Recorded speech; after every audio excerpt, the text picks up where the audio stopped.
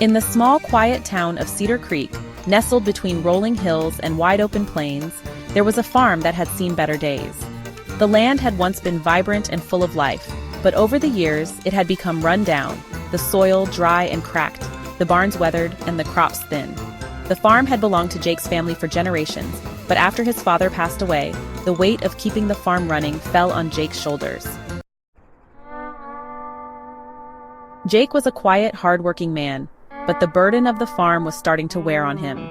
The farm was failing, and no matter how hard he worked, it seemed like the crops just wouldn't grow the way they used to.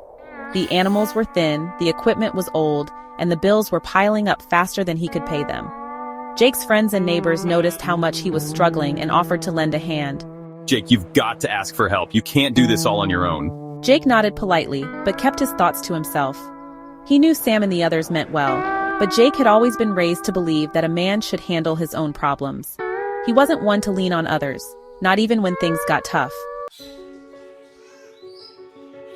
One evening, as Jake sat on the porch of the old farmhouse, staring out at the fields that once thrived under his father's care, he felt utterly defeated. Everything felt like it was crumbling around him. In that quiet moment, Jake thought about what his father used to say when times got tough. "Son, when things get bad, remember, you are the cavalry." Jake never quite understood what his father meant until now. He stood up, feeling a new sense of resolve. Jake realized that he was waiting for someone to ride in and save the day. But the truth was, no one was coming. He was the cavalry, the one who had to save the farm. If it was going to get better, it was up to him to make it happen. The next morning, Jake rose before the sun, just like his father had taught him. He knew the journey ahead wouldn't be easy, but he had a plan. He started small, focusing on what he could fix each day. He repaired the broken fences by hand, cleaned the barn, and found creative ways to get water to the driest parts of the land. He reached out to a few other farmers to share resources, learning new methods for improving the soil. Every day, he made small improvements, each step bringing the farm closer to where it needed to be. As the weeks passed, the farm started to show signs of life again. The soil became richer, the crops began to grow, and the animals looked healthier. Jake wasn't out of the woods yet, but things were getting better. Because he had decided to take action, to be his own savior, just like his father had taught him. One evening, after a long day's work, Jake sat back on the porch and looked out over the fields. They weren't perfect, but they were growing again. He smiled, finally understanding his father's words.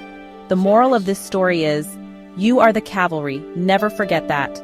In life, when challenges seem overwhelming and it feels like no one is coming to rescue you, remember that you have the strength to save yourself.